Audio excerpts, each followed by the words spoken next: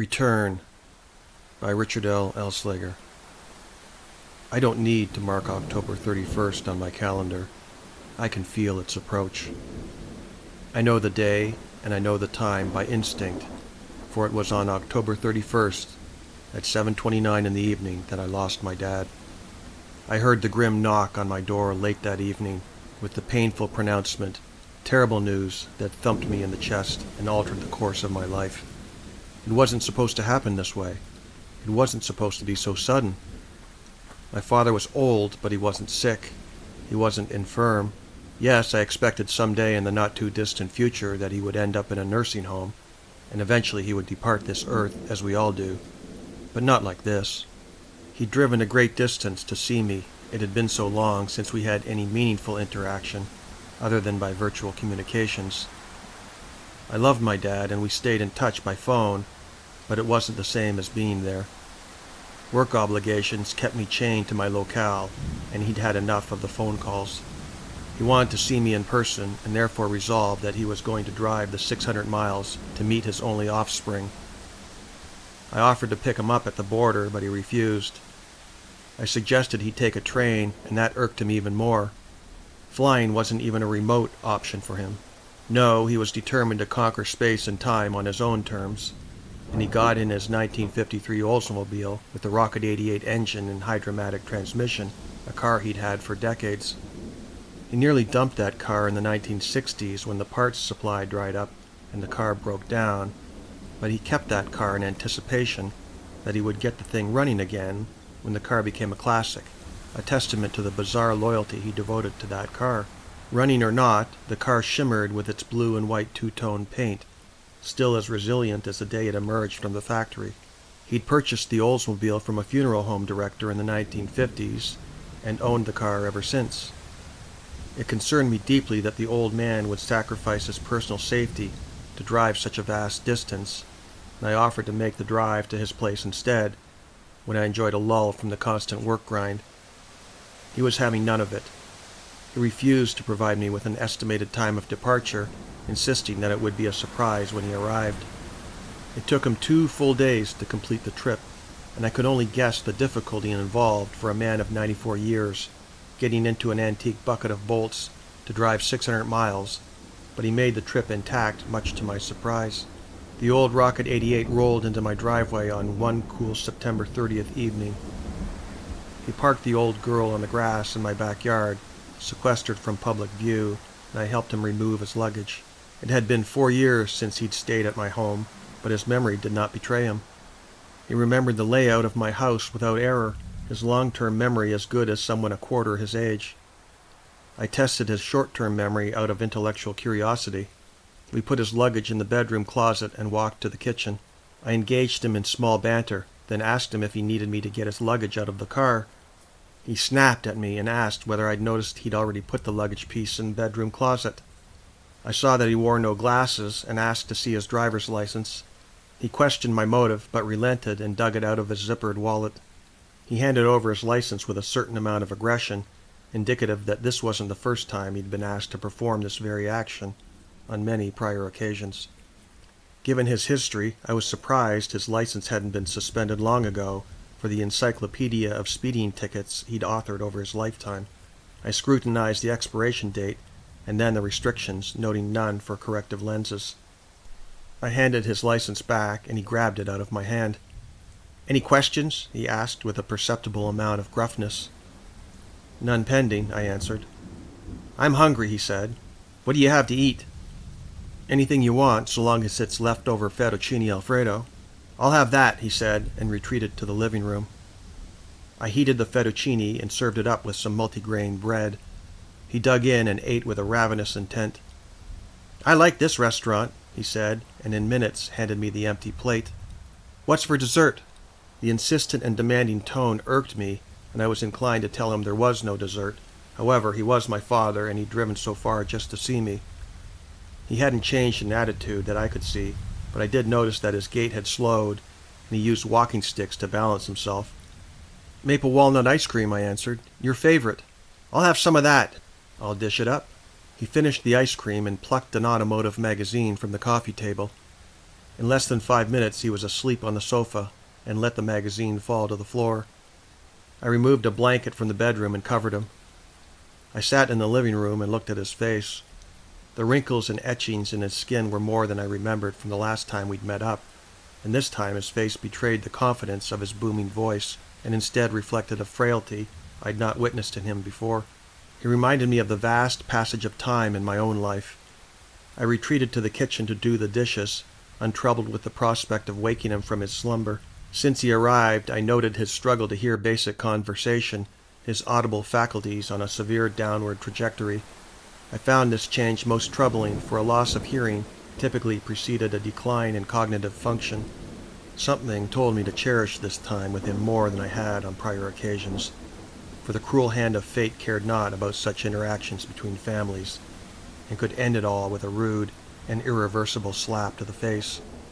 We spent the next days catching up on our respective lives. He had the semblance of a life in his own hometown, despite having survived all of his friends. When he wasn't devoting time to cultivating new friends at the donut shop, he kept himself busy with the Oldsmobile, turning a wrench on her or doing a wash and wax, followed by an inevitable road trip to nowhere. He prided himself with the claim that he could chirp the tires at 70 miles an hour when he got on the gas. He'd been to the moon and back with that car, and it somehow reflected his personality, his persistence to survive and continue to thrive. He had a bright enthusiasm for life that I never possessed, and I admired his attitude. We had a good month together. We visited museums and sampled the finest art at the gallery. We ate modest cuisine at local restaurants when I wasn't cooking for him, and we attended a couple of vintage auto races up north in Wisconsin. I noticed as the month progressed that my father had slowed down and his mobility declined rather precipitously. We had a talk one night, and I offered for him to stay with me, to give up his life at home and spend his twilight years under my care. The notion angered him, and he refused. The next morning at 4 a.m., I was awakened to stirrings from the master bedroom. He was packing to leave, and I knew it. He walked out the door and loaded the Oldsmobile, and I stood up to confirm my suspicion when I looked out the window of my adjoining bedroom. I sat on the edge of my bed and considered the option to intervene, but took no action. When the engine roared to life, I watched his '53 Oldsmobile drive off the grass. I ran to the kitchen window to watch him navigate his way down the long, snaking driveway, signal right to the street, and recede from view until he was gone. I regretted the way I handled his departure. I simply let him go with no parting words. I wanted to tell him something before he left, a thing never spoken between us, but I missed my chance yet again. Throughout the day I attempted to call him, to exchange some words of apology, but he did not answer. I busied myself with the business, going over the books. I knew that my father was proud of the business I'd built, and as of late I began to turn large profits, which allowed me the privilege of purchasing my own fast ride, a Shelby Mustang GT500. My father loved the car and raved about it, but claimed it could never catch his Oldsmobile. I refused to argue the point, knowing that over 700 horsepower under my right foot would demolish his Oldsmobile on demand. I attributed his boast to advanced age and let it lie. The more the day advanced, the more concerned I became for my father's safety on the highway. He really had no business driving at his age, no matter that his license remained valid and unfettered by any restrictions. The Department of Transportation didn't always make smart decisions, and to grant a 94-year-old man a renewed license seemed to me a move that teetered on the edge of full-blown insanity. Late evening descended, and that is when I received an abrasive knock on my door that changed my life forever. I did not want to believe it. I thought my father would have been around forever, it seemed, but nothing lasts forever. When my mother vanished from life 10 years earlier, that should have sufficed to remind me of the perilous weakness of human existence. But time went on, and I began to forget about the fleeting and transitory character of life, and once again tricked myself into believing that the song would never end. My father's song came to an end that day. No longer would I hear him sing "Go to Sleep, My Little Buckaroo" at night, since I was a child. No more would I engage him in discussions about music, philosophy, or automotive news, or hear him complain about traffic gridlock and the weather. He was gone on a permanent basis. I never got the chance to tell him what I wanted to say, words never spoken between us. The sheriff left me with the news at my doorstep, and I watched the cruiser depart into the night. I stepped outside and sat on my front steps, head in hands, weeping over my loss. What now? My mind raced with images I concocted of my father's last moments behind the wheel of his beloved Oldsmobile. I took a modicum of solace knowing that he died driving his cherished car, and if he had to leave this earth in a stunning car crash, that the Oldsmobile was the right choice of conveyance over the river Styx. It was at that moment of visualization I heard the rumble of a car engine in the distance. The exhaust was not the dull, uninspired tone typical of the current din of automobiles that flooded our roads with their paltry, squeaky mufflers. No, this was rather the unmistakable sound of something throaty and ancient, something unaccounted for, a throbbing entity from another era long since past. It sounded much like an Oldsmobile, and should I venture to say, a 1953 Rocket 88. I perked up and scanned the asphalt, my eyes directed to the thumping sound of a V8, making its predatory presence known from the bottom of the street. First I saw the chrome smile of a lavish bumper, and then the pastel blue and white two-tone paint behind it.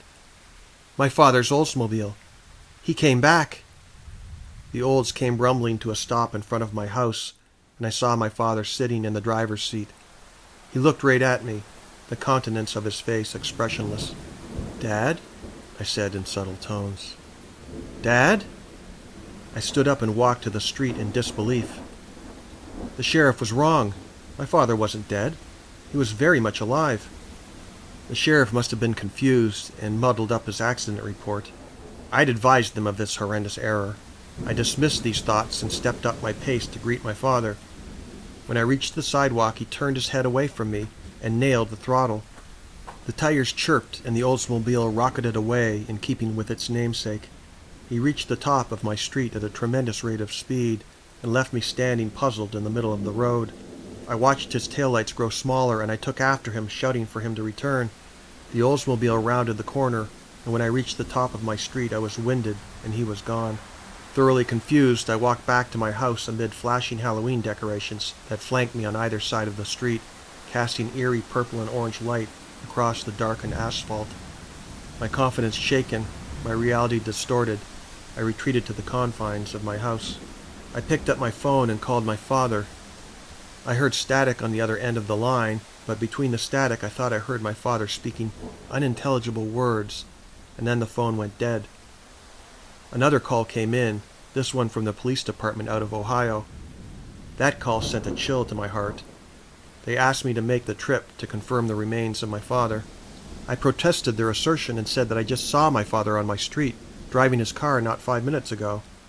The officer insisted that I was mistaken and asked if my father drove a 50s Oldsmobile. I confirmed that he did, and the officer read out the license plate numbers to me that I verified. I had no response other than to indicate to law enforcement that I would make the trip this evening. I drove out to Ohio and identified my father on the cold slab of the mortuary table. The sight of his mangled body turned my stomach. It had to have been a horrible crash to rearrange him in such a way. I wept over his body, and the staff left me alone to console myself before they escorted me from the room to another, where I sat and processed paperwork. Now faced with the stark reality of the situation, I had no time to reconcile what I just witnessed on the mortuary table with the sighting of my father at the wheel hours earlier. The next day I made funeral arrangements and had my father sent back to his hometown. The burial elicited no attendees, no doubt his so-called new friends from the donut shop, not in the least bit disturbed or inconvenienced by his permanent departure from society. I stood at his graveside, the sunset in my field of vision, the cool rays reflected off of my dark Ray-Ban sunglasses that hid my tears from the minister. He finished his sermon, a series of words lost upon me in my grief. At the end, I got in my car and engaged the transmission to leave this sordid final resting place. I turned on the radio and began steering a circuitous route to the exit, but before I could reach the gates, on came Chopin's Nocturne in E-flat major, my father's favorite piece of classical music. The melody haunted me and caused me to pull over to let it play out. I was not superstitious, yet it seemed a fitting send-off from beyond the grave and gave me some form of comfort. When it finished playing the gentle ending chords, I drove through the gates and headed to my hotel. The next day was business as usual for the living. There was nothing left to do but wind up his small estate with the appointment of the public trustee and head for home. On the drive back, the vision of my father the night he died continued to plague my every thought. His face glared at me from the driver's seat of his Oldsmobile, somehow his eyes accusatory, as if I'd done a wrong that he'd not forgive. I attempted to dismiss the vision as a hallucination, but I knew better. I once read that a traumatic death was believed to cause the human soul to fuse itself to the object associated with the death. Such fusion would trap the spirit forever in that object, cursing the entity to eternally tread the earth, embedded within the atomic structure of the medium associated with such death. Others believed that the soul under such traumatic circumstances could also be imprisoned at the site of their violent departure from this world. My rational side rejected such ridiculous notions, but I knew what I saw that night. I regretted never telling my father what I needed to say. The following year to the day, Halloween was upon us again, and I prepared for the trick-or-treaters. I ran behind schedule as usual, picking up the candy right around the witching hour, just as the little ones were ending their costumed festivities. I pulled into my driveway and parked. Before I could emerge from the driver's seat, I saw a blue and white Oldsmobile that filled my field of vision in the rearview mirror. It wrapped the pipes and started to move away. I put the Shelby in reverse and rolled out of the driveway with aggression, determined to test the boast that no one could ever catch a '53 Oldsmobile, and more particularly my father's Oldsmobile. He was already on the move at tremendous speed. I nailed the throttle of my GT500, leaving a trail of tire smoke behind me. The Oldsmobile whipped around a corner, and I poured on the speed, shifting the paddles like a Formula One driver.